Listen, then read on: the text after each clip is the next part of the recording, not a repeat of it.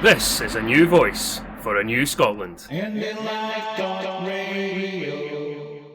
Okay, good evening. Welcome to the most recent version of Building the Scottish State. I'm here with Chris McCusker, and we will be watching an interview that I had earlier today with Ian Blackford, which was quite interesting. And then after that, Chris and I will be having a live discussion for the remainder of the hour. So while we were not able to get questions for discussion during the interview with Ian this morning, you will be able to submit questions to the Twitter address below or the phone number so that you can get in some questions for us about the Ian interview or other things that pertain to independence. So without further ado, let's get rolling on the interview. It lasts about 25 minutes, and then after it's finished, Chris and I will be back to speak about it in more detail. Okay? Good evening, everybody. This is a pre-recorded interview with Ian Blackford, and so I will, first of all, Ian, thank you for being with us. And oh, great. I first wanted to just get the lowdown on what's going on at Westminster. How is it functioning to the degree it is functioning? Well, we don't believe that Westminster does work for Scotland, do we? And I think really the last few months have demonstrated that it's been an absolute shambles.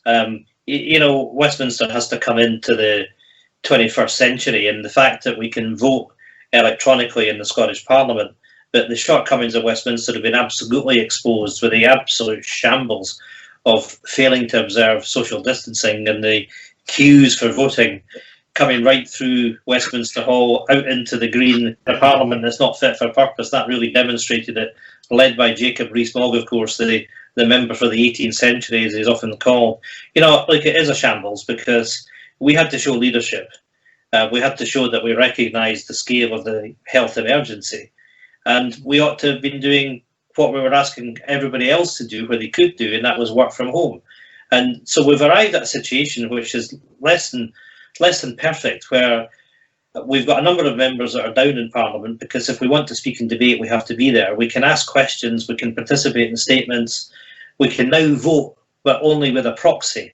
So it really isn't great, and it just shows that democracy Westminster style is somewhat creaking, to say the least. And what have you voted on? I remember seeing the queue lining up outside of Westminster to vote on whether or not to extend the electronic voting. But what have you voted on since then, if anything? Well, that's really been the key thing, and that's obviously why a number of us were down there that week, because we needed to put as much of the virtual Parliament back into place, and that's what we were doing.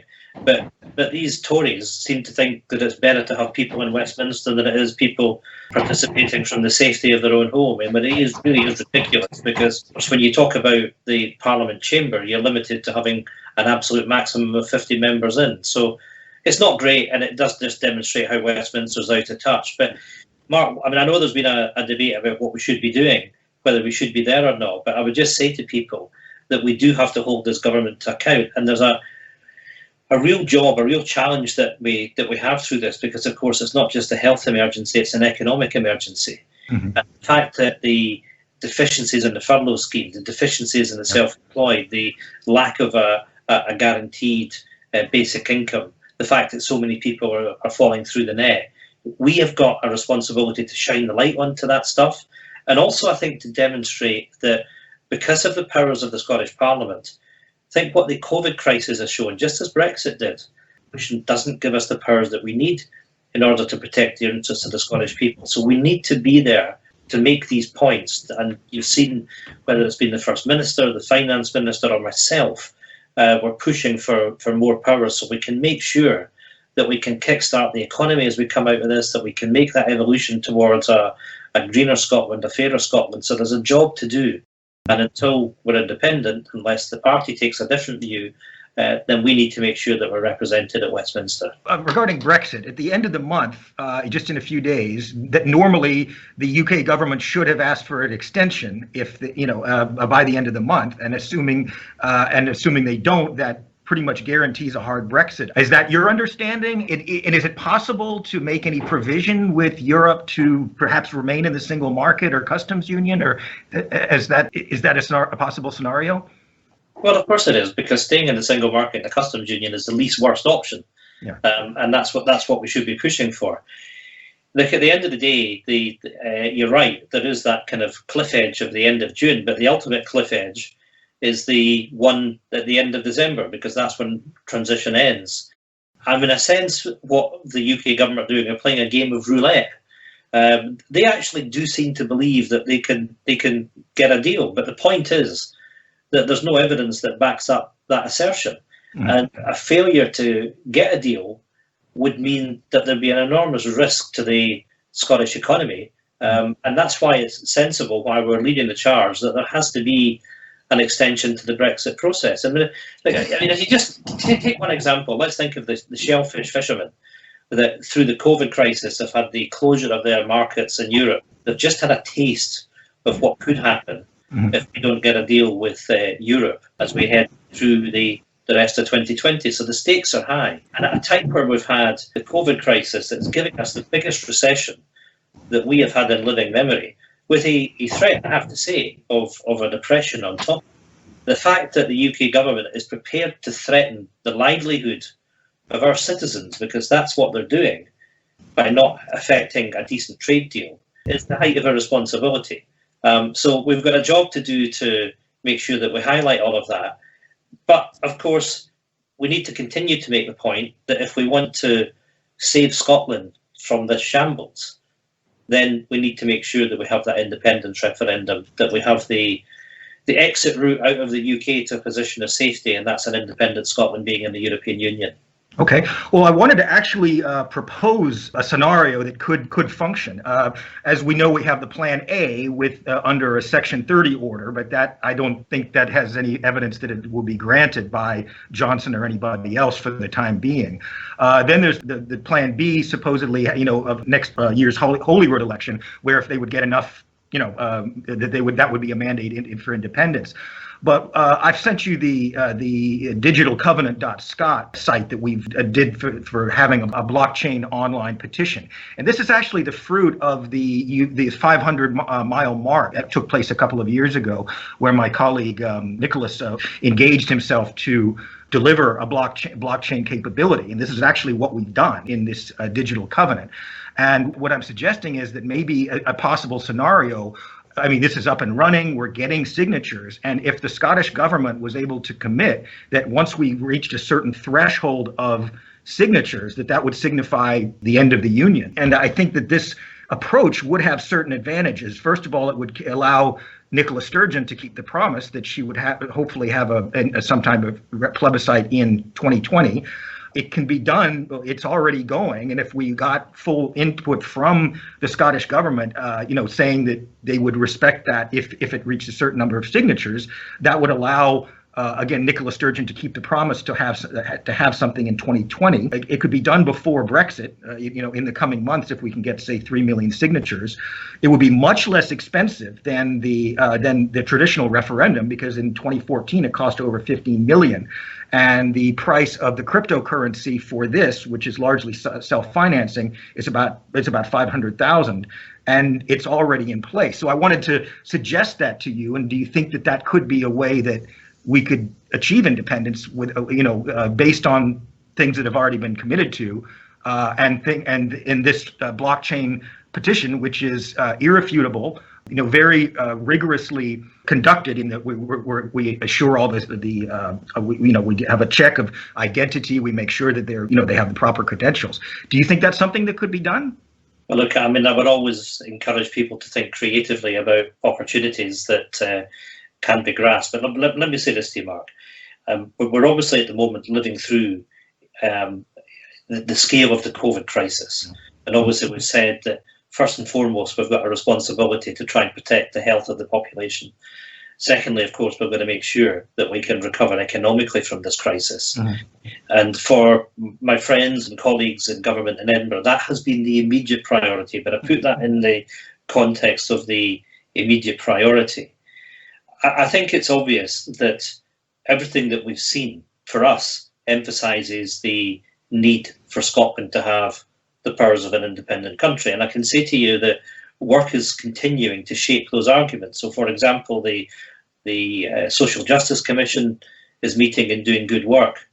what I would say to people is that if you think of everything that's happened over the course of the last few years, the electoral cycle that we've had, having had the Westminster election last year, a tremendous expression of a view from the people of Scotland in that election that they have the right to determine their own future. Mm-hmm. And I guess what all of us want to do in the broader movement is to make sure that that can happen.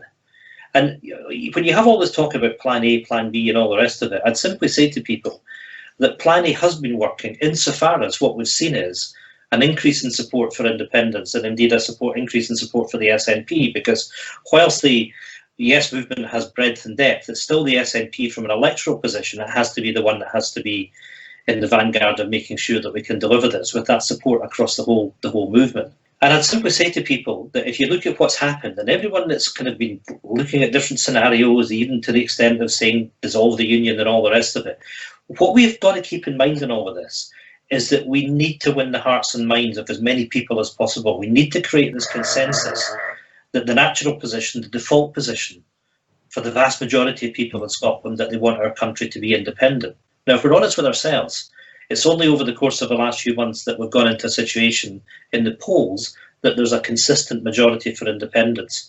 Mm-hmm. We've got to make sure that we continue to listen to people, that we continue to debate with people, and we build that consensus, that we build from that majority that we've already got. Because I would simply say to all of those that question Plan A, you get to the point that the dam will burst, quite simply because Boris Johnson or anybody else can't stand in the way of that popular expression of opinion from the people of Scotland. That's democracy.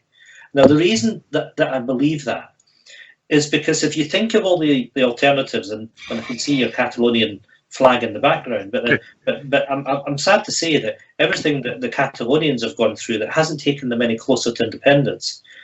And if I say one thing to you, Mark, and that is that when we left the European Union on a formal basis at the end of January, we had an engagement with just about every EU member state.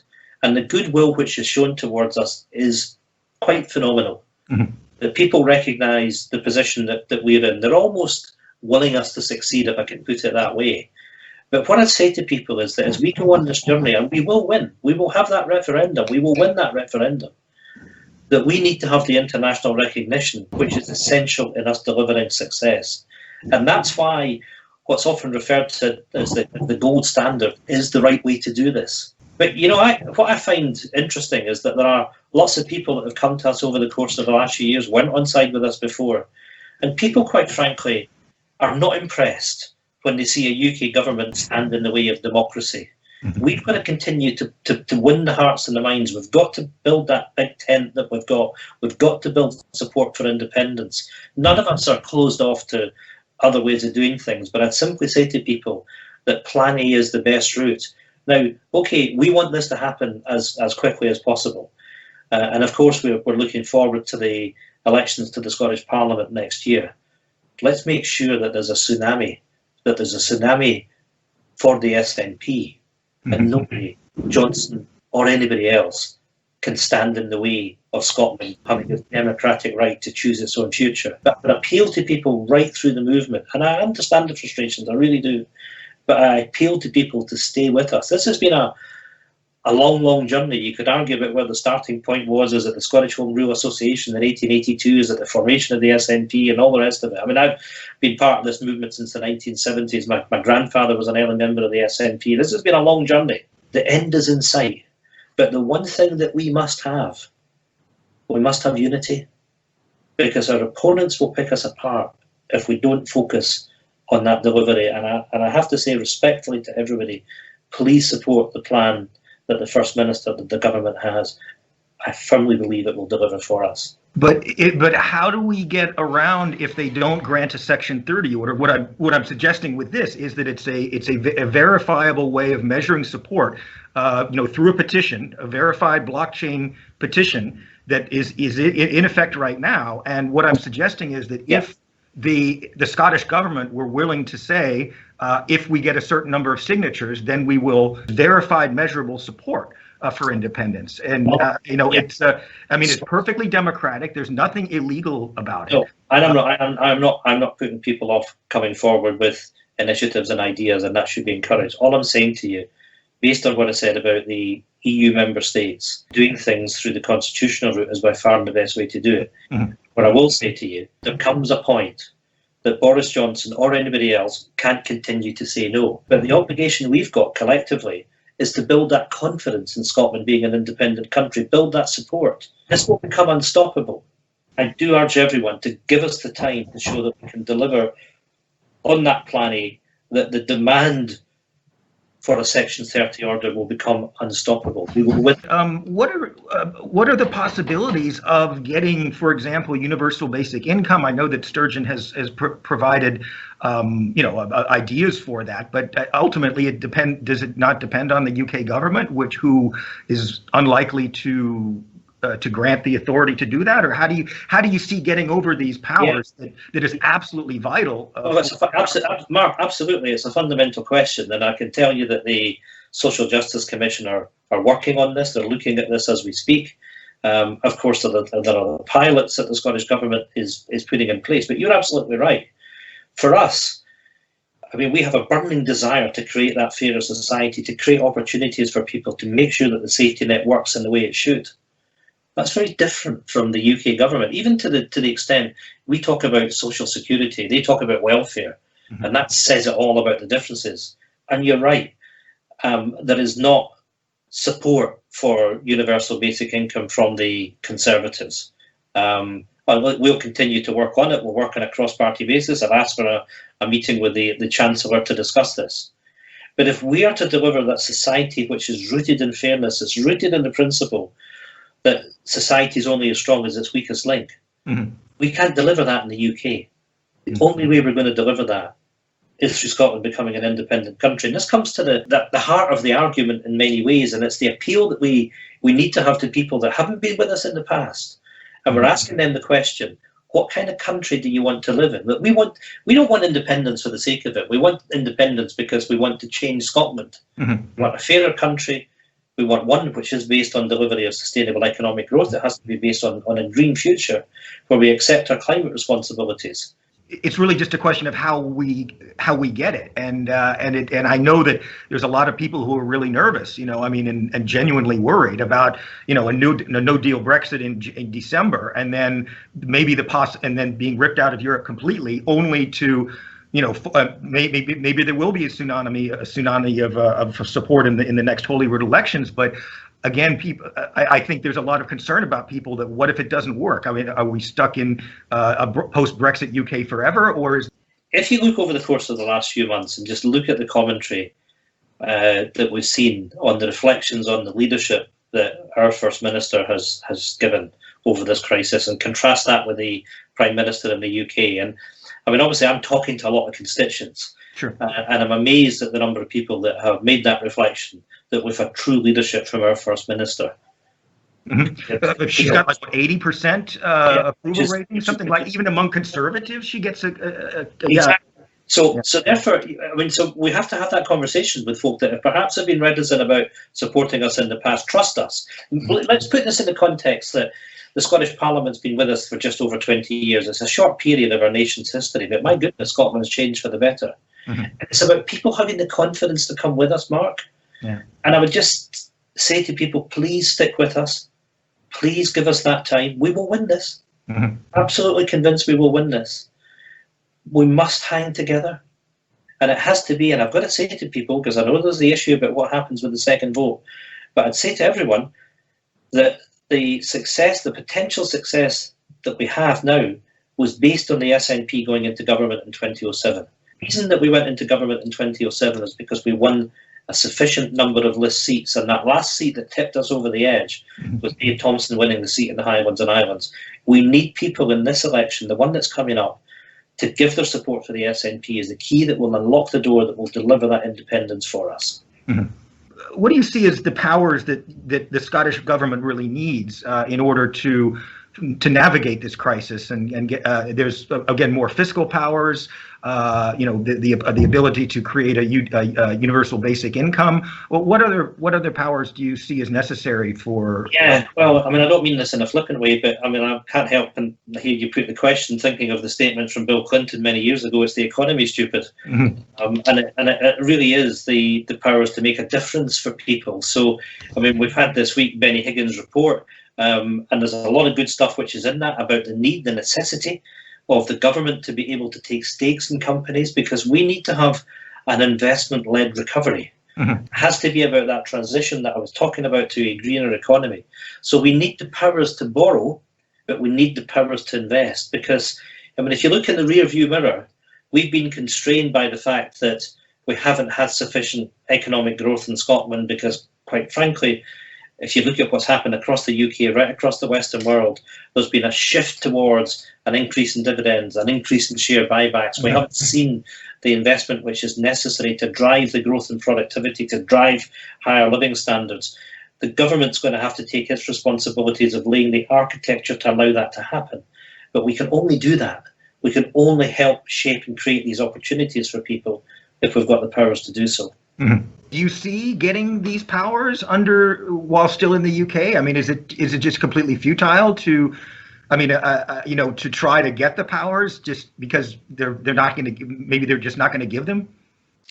Well, in many respects, when the UK faces some of the same challenges that we do, and they're going to have to support business out of this crisis, support business in order that we can support people. And I think in the end, they're going to have to engage in spending. So whether it comes from Barnett Consequentials or whether it comes through other powers, we need to make sure that we are lobbying day in, day out, that we're standing up, we're speaking for the people of Scotland, and we're getting these powers. I'm not taking no for an answer on this one. Mm-hmm. The payments to support the wages that have been going on, they're to end in October. Is that correct? And is it that the government is paying employers to keep people on the payroll? Is that basically it? Yeah, and actually it's something we were calling for right at the start of this crisis, because if that hadn't happened, then we would have been looking at, I mean, it's bad enough at the moment seeing the increase in unemployment, but it would have been an awful lot worse. But here's the issue, Mark, because they are ending that programme, in our opinion, far too early. Our tourist economy is going to have a very short season, if one much at all. So, in effect, it means that the tourist economy is, in a sense, having close to 3 winters. The winter just passed, this is another winter, and the winter to come. So that industry needs supported, and the workers need supported right through the crisis.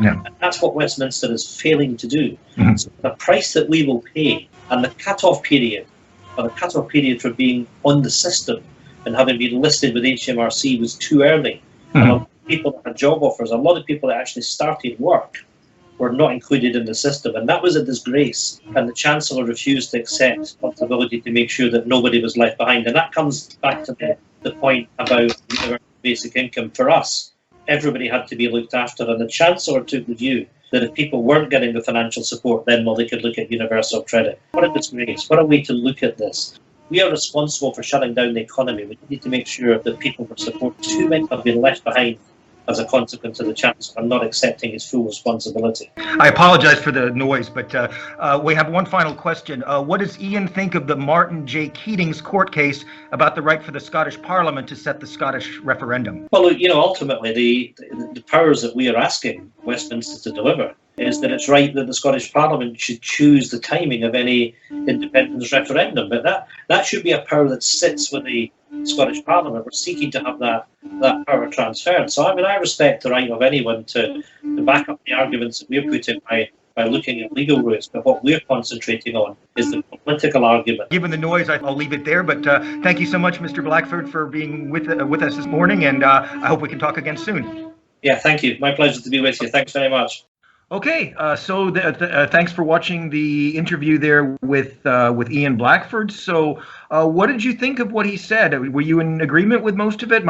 Personally, I was a little bit put off by, or a little disappointed that there wasn't more of an engagement of what they're actually going to do. And I know there's a lot of people who are frustrated, tired, and want to know what's going to happen.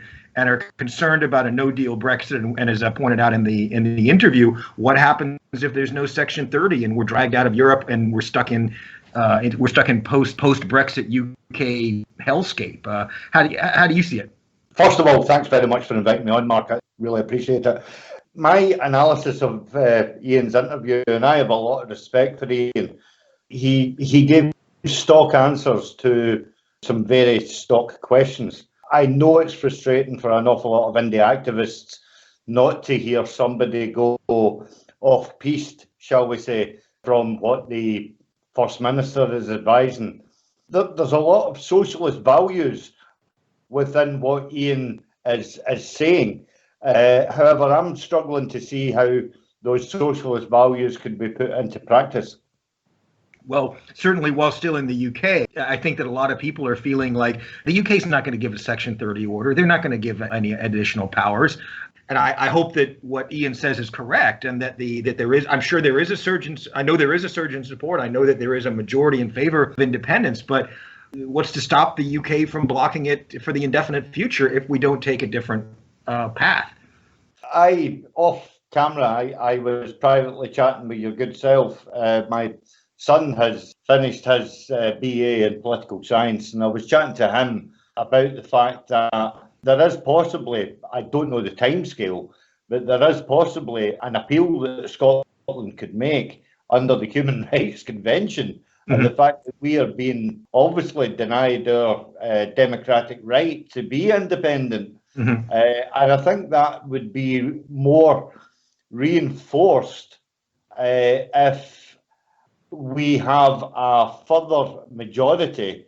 I mean, how many mandates does one country need? My question, what does it for me is that if we have a tsunami of SNP MSPs in 2021, and say, for argument's sake, we are wedded to Westminster for another 5 years, and God forbid we have to go through another general election, and let's just say that we have 59 out of 59 down there.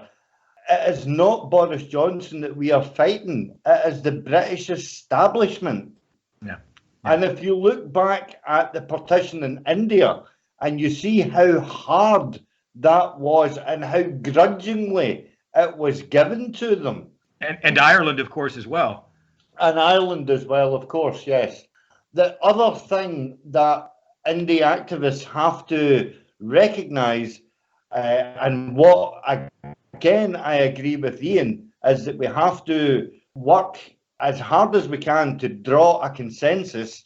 And I believe that it has to be at least in the high 60s and early 70s in sort of like percentage rates to the fact that A, it's an unequal union, B, we're being denied our democracy, and C, more importantly, is the fact that we are being denied our right to self-determination. Yeah, well, I know, and the thing is, I think you have a point, but the thing is, to what court? To what would our standing be? And the UK wants to withdraw from the European Convention of Human Rights. It's just really depressing to look forward and see that the degree to which the UK is pulling out of all of these conventions, and including the EU. You know, what recourse would Scotland have if after Brexit and after even with the success in Holyrood election, Scotland's just stuck? That's my central argument for when I was talking about the digital covenant, because that would be a way that we can, if we could convince the Scottish government that if we get a certain number of signatures that we should be able to have independence. I honestly see that as the simplest solution that has already begun. But in order to get those 3 million signatures or so on digitalcovenant.scot, we need the Scottish government to say that they would abide by the instructions given by that covenant. And I guess I was proposing that to Ian without having explained the digital covenant. I want to continue to advocate for that. I think it's very important to make our intentions known before the end of the year. And this is a way to do it. Whereas their plan A or plan B, none of offers a way out before Brexit. And with greatest respect, I've known you for a number of years, and your work that you do, I think, is absolutely outstanding. Even going back to what we were trying to do with the Glasgow City Council and stuff like that. Yeah. What I personally think that we do not need an A, B, and C plan. I think we need an A through to Z plan. We have to have a comprehensive plan that the Scottish Government, or should I say the SNP, taking in fact the fact that, you know, I don't envisage that there will be ever a unionist party in charge of Scotland ever again. But I'll probably take that to my grave, right enough. And everybody should at least take solace in the fact that we will always have a left-thinking SNP party. And I see my job as being the vice convener of the socialist group is to try and keep the party on the left side of politics and not veer off or capitulate to the centre left, a scenario that I don't see happening, but it is you know, a possibility. What needs to happen is the fact, and Ian made this point, is the fact that everybody has to come out with innovative new ideas to invigorate the indie activists. Now that, and I say this as a bit of a caveat, that must include people's own individual interaction on the doorstep. I'm not a great fan of, you've got a stock set of questions and you must ask them on the doorstep, and you know, it runs through A, B, C, D. What if this? What if that? What if the next thing? Actually take your time on the doorstep and engage with people and ask them what they personally think, not what the SNP party think, but what they personally think and what is their vision for an independent Scotland. I'm a great believer in what Peter Bell said, my good friend Peter Bell, the blogger, is that for too long Scotland has always tried to justify an independent Scotland and what an independent Scotland would look like. We now know what a despotic UK government looks like. Absolutely. It wasn't apparent enough in the age of Thatcher. Well, exactly, yes. But what we now have to do is we now have to ask people on the doorstep is, you qualify your belief in the union.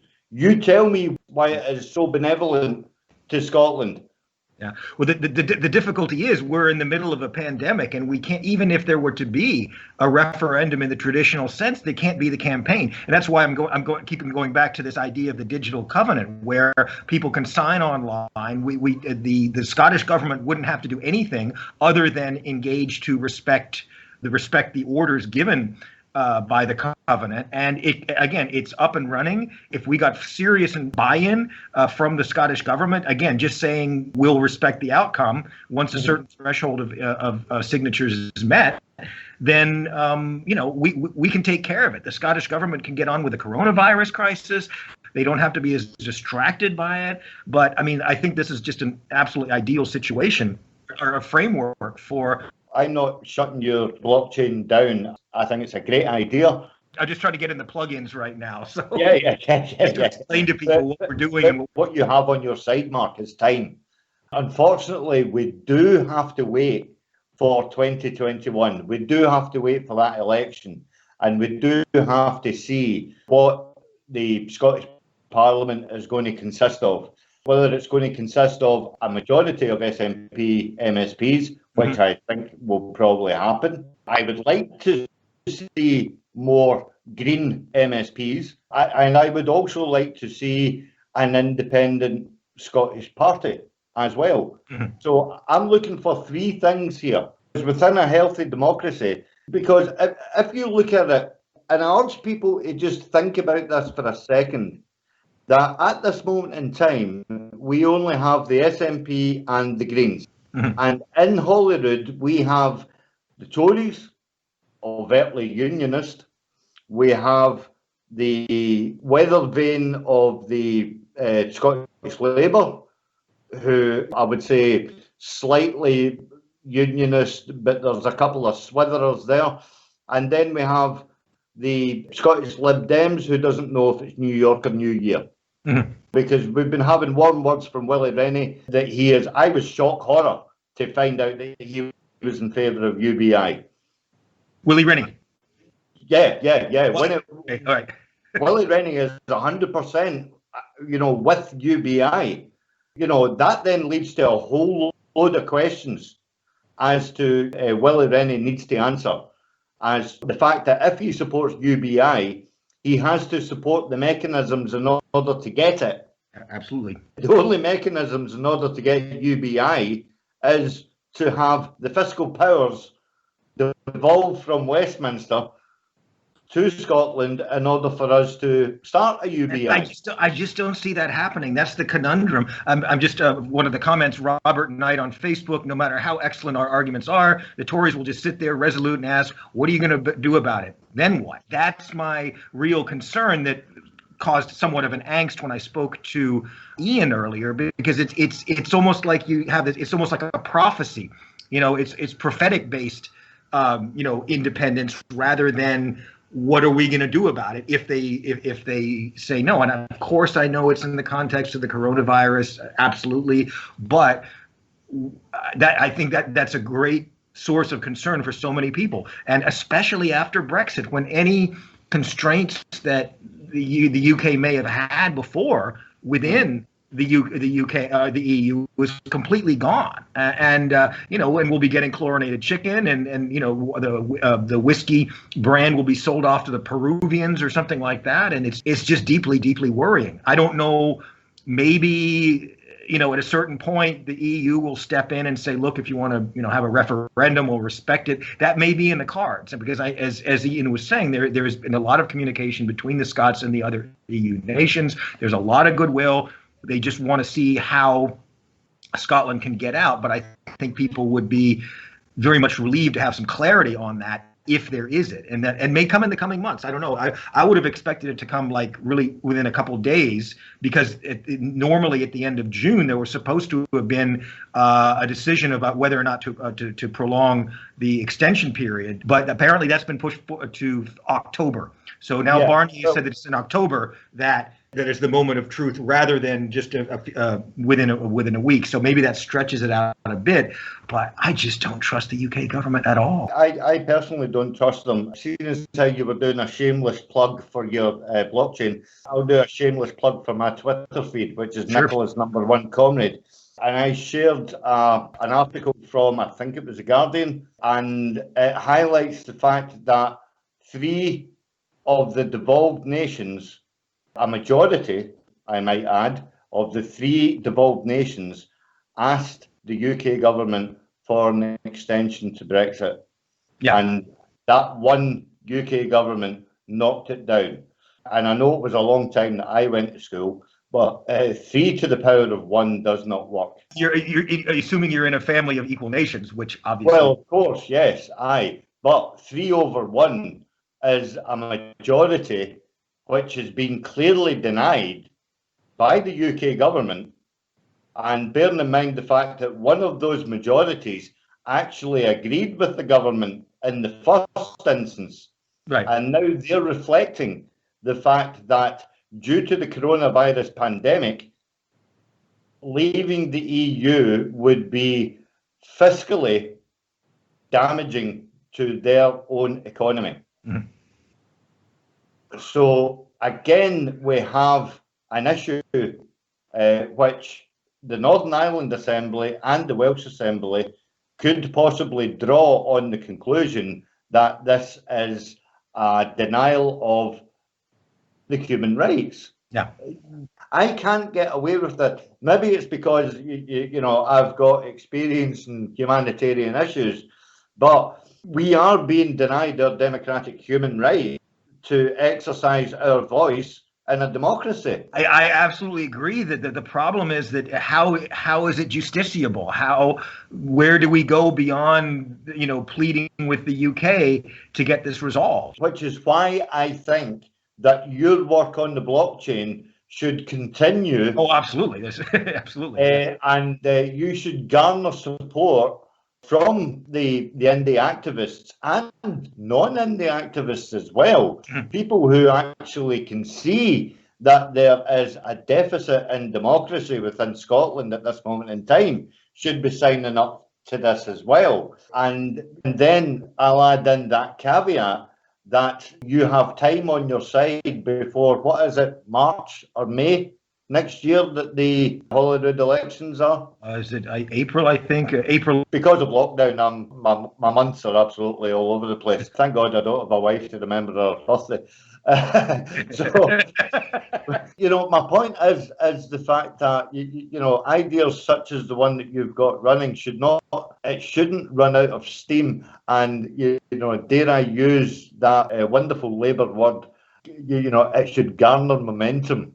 Mm-hmm. And then when we have a pro-indie majority within Holyrood, which I fully expect that we will have in 2021, then by all means make your representations individually. That is what lobbying is all about. Yeah. And it is basically prostituting yourself from one MSP to another in order to say, look, I've got XYZ here. Let's have a discussion about it and let's see where it can take us. Yeah. Just to say to our viewers, it's digitalcovenant.scot. That is the site to sign the petition for independence. All of the signatures will be registered on the blockchain, and what we were hoping to get 3 million signatures. We have the technical capability to do so, but we just need people to sign. We need you to tell your friends and to help people. It's very easy. You simply need to download proof of address and a photo ID, and so that we can verify who you are. It's very, very important because we want 100% integrity with this. And so, it's very methodical. Many of the submissions have been rejected because they didn't have the right information. So again, please sign, please get other people to sign, and let's get, 3 million votes, whatever any politician says. We're living in a very bizarre moment in history. I don't think the independence movement has been diminished any, but the ability, the forte of the independence movement has been the one-on-one discussion with people and convincing them on the doorstep and meetings and stuff like that. But that's gone now for the time being with coronavirus. What do you think we can do in this situation to get more support? I think a lot of it is coming naturally by the just blithering incompetence of the UK government and the very strong performance of Nicola Sturgeon and the Scottish government. But what else do you think we can do to boost support? Well, in the absence of the SNP having a good PR department, I have been a great advocate for yourselves, Independence Live. Mm-hmm. I've been a great advocate for Broadcast Scotland. Yep. And indie activists must support our own media. And I'm talking about Independence Live and Broadcasting Scotland. I'm not saying boycott the BBC. Be mindful of what the BBC are putting out. Knowledge is power. Having that knowledge, knowing what the BBC are putting out, they are overtly a tool of the establishment. As activists, we have to know what the establishment are saying. But what activists need to do is they need to source their own rebuttal. And in the absence, as I say, and this is a direct criticism of the SNP, is the fact that their PR department is absolutely woeful. Mm-hmm. If we had, just say for argument's sake, a Saatchi and Saatchi, then I think that it would make our life a lot easier. Mm-hmm. So what Independence Live and Broadcasting Scotland, Peter Bell, Wee Ginger Doug, Barhead Boy, they all have to become our own media. And indie activists have to engage, not necessarily agree with every word. I have had countless fallouts with Peter Bell, usually after 5 pints of beer, right enough, what I mean? That's often the case. But I have never fallen out with Wee Ginger Doug, but I don't get obnoxious when I'm having a gin and tonic. But, people have the right to debate and disagree and that should not be denied in any fair democracy. And if the SNP are promoting a fair democracy, they should be opening, they should be welcoming, and they should be accommodating towards these mediums that we have. I think they should embrace us much more than they do, and I'm very happy that Ian came on. That's wonderful that he made time for us, and I don't know whether he's done that with other. He has been on Broadcasting Scotland before, but they need to engage more with the grassroots and not lecture the grassroots on bide your time routine and all the rest of it. The grassroots has been championing at the bit since 2012, and again, I would say gently to Ian, I am assured that he knows that he has my utmost confidence, my utmost solidarity, and my utmost support, is the fact that don't underestimate the activists. We have got the staying power in order to progress the independence question. However, we should be open to other avenues in order to do that, such as the blockchain, such as having our own independent media and promoting those mediums in order to further the case. Yeah, a couple questions, comments. Peter Barclay, could you ask please if there will be a clear signal from the SNP that independence is there to be taken, no party politics, just a clear indication of intent. I wish they would. Let me preface it by saying that I think they have. For example, Nicola Sturgeon obviously wanting independence and, obviously in favor of a referendum, but hamstrung both by the coronavirus, but also by the right-wing press. And anytime she deviates from, she gets pounced on by the press anytime she even talks about it. And it's actually the other parties that talk about independence more than Sturgeon at this point. But I feel like that's such a restraint, which is unfortunate. If she was at her press conferences, I would love her saying, well, if we were independent, we'd be able to do this and we'd be able to do that, but we're not because we're in the UK government. But she won't do that. I know it's not her nature, obviously, but I think it would be helpful if there was a little harder hitting in that respect. Yeah, but tact and line that she takes is obfuscation of that statement, because in a roundabout way, she is. I was chided slightly by Broadcasting Scotland for saying that she basically handed Jackson Carlo his arse on a plate last week because of his disingenuous questioning. And she does it in a roundabout manner. And I'm not suggesting that indie activists are stupid, but I'm suggesting that indie activists need to learn to read between the lines of Nicola's responses, because they are very, very clever. Yeah, I agree with that. I agree with that. She has independence the forefront of her mind. I've known Nicola for nigh on 20 odd years. I've only been in the party for about 7 years, and I know her to be a tenacious character that has, one thing in common with me is the fact that the both of us hate what Thatcher has done to our country. Yeah. If we thought that Thatcher done what she done, and we know what she done, what is happening just now is a diluted version of that. I would say, given all that she's done, it's an extension of it, and in certain ways, it's worse. Wanting to pull out of not only the EU but the European Court of Human Rights. She did horrific damage, but it's almost like they're just continuing it and making it, bringing it down even lower. I would agree with you on that. Boris Johnson is not in the same league as Margaret Thatcher, but then we all know that it's Boris Johnson is not running that government. Yeah. It's the oligarchs, hedge fund managers. Yeah, of course it is. He's just a useful idiot. Yeah. And again, it is a small, slim chance. But I wouldn't put it past Boris to wake up one morning and say, bugger it. Just give Scotland their independence and tell them to bugger off. Yeah, well, I don't think the establishment... No, but that's the level that he works in. Yeah. Because things to Boris are like the buses that he reportedly, builds. you know, they are playthings. And, you know, Scotland is a plaything. It has always been a plaything of the Westminster establishment. It's a private hunting ground for the aristocrats. It's a lot. Yeah, it can be equally discarded, you know, like a child's toy. We have to remember the fact that they do have this dream of empire. Yeah. And it is up to us. And again, I'll go back, as you quite rightly said about Ireland, and I'll go back to what I was talking about with regards to India. We have to grind them down.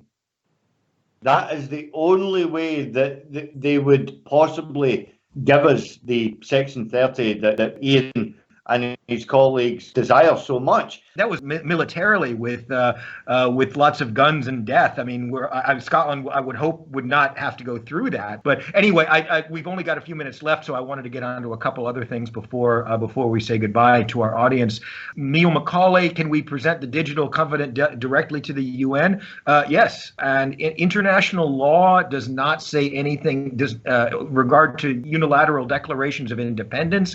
It is silent on the issue. There was the Kosovo decision a few years ago, which basically said there's nothing that allows it, but there's nothing that prevents it in international law. So if there was a covenant, not only was a unilateral declaration, but actually demonstrated broad popular support, that would carry more weight. And each case is different, and so countries seeking independence, seeking recognition from the UN as being a separate state, they can petition it, and certainly the blockchain covenant would be something that we could employ, buttress the support for independence based on the notion of self-determination, and that's why the UK is so reluctant to grant a referendum, just as the same as in Catalonia, even though it's much more violent there. But again, this would be a peaceful, democratic, irrefutable means to show support for independence. So we will certainly not stop collecting signatures. Jay the Cat on YouTube, do they think the UK government has run out of dirty tricks since they deployed pretty much every asset they had to secure a no vote the first time? So I agree. They'll have more up their sleeve. Don't you worry about it. Well, but that's what I love about this thing with the digital covenant. I'm not going to stop plugging it, but they can't do anything about it. You know, I mean, people just keep signing. They can't steal any ballots. They can't put troops up at the polling stations. They can't deny the possibility of doing it. I mean, so that's what. So I agree that they don't have it. I'm sure they've got plenty more dirty tricks where they came from. They blew a lot of positive case back in 2014. So if there was another referendum, it would only be very, very dirty and negative.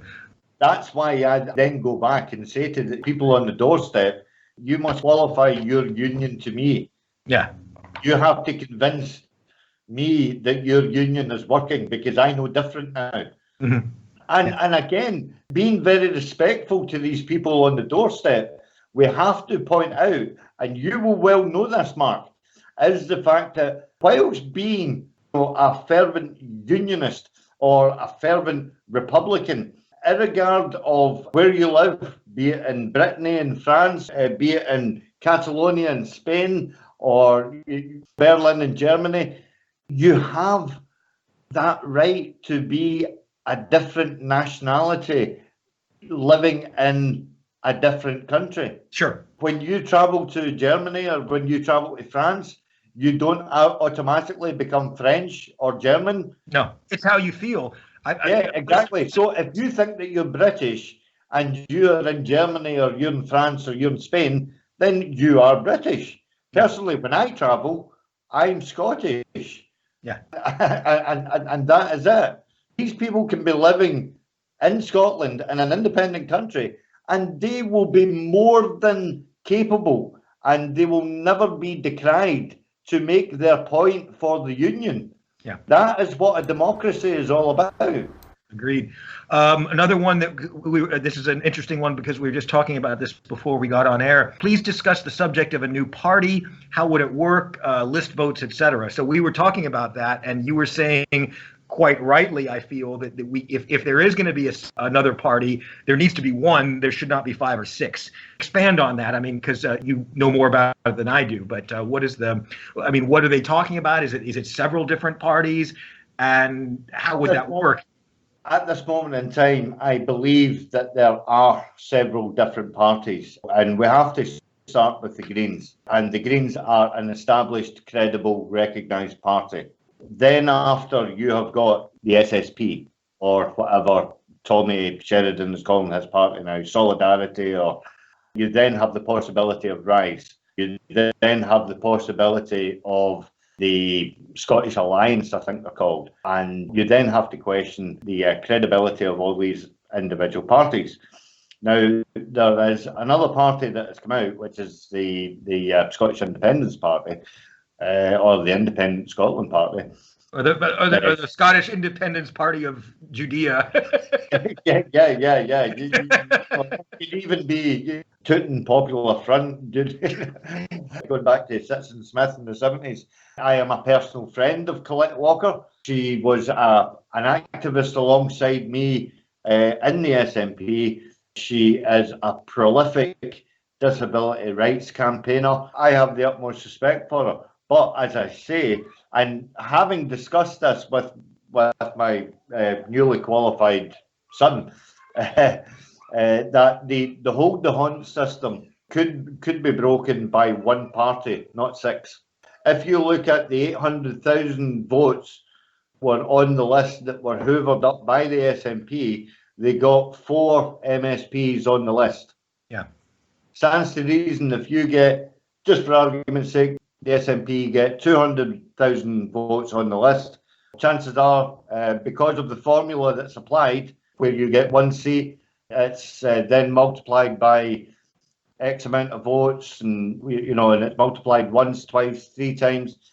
You may only get 5 MSPs, 6 MSPs, whereas the smaller parties, in proportionality of the percentage of votes, may be able to pick up 3, 4, 5, possibly 6. But you cannot discount the votes that will go to the Greens. Yeah. Okay.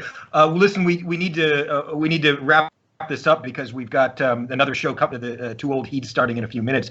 Thank you all for watching. Go to digitalcovenant.scot. Take your ID papers, sign it, get other people to sign it. We want to get 3 million signatures in the next coming months, certainly before Christmas. So, but we need people to talk about it and show it. Please don't mistrust it.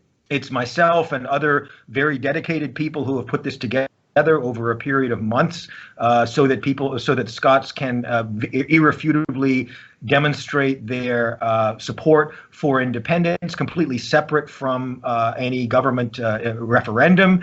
It can be done much more easily than a referendum. It's a fraction of the cost. Can I just make one quick point before you go on that? Yeah. And I think that you have to give a certain amount of reassurance to indie activists that are interested on it, that it is not a data harvesting. No, it is absolutely not. All it is we're recording your signature. That's it. We get rid of the information as soon as we have that signature and that in the code of the 96-digit code or whatever it is, that is your transaction code that shows that you have signed that document that is there forever. You can verify it in perpetuity, and it will register your support for independence, provided that you are a legal resident of Scotland. Yeah, but I think it's an important point to make so that people are not scared of it. I agree with that, and we have been endeavoring to put that point across. Okay, so let's go ahead and wrap it up. But thank you everybody for watching, and I'll be back next week with a guest that I don't know the identity of. This is a new voice for a new Scotland. Indylive.radio.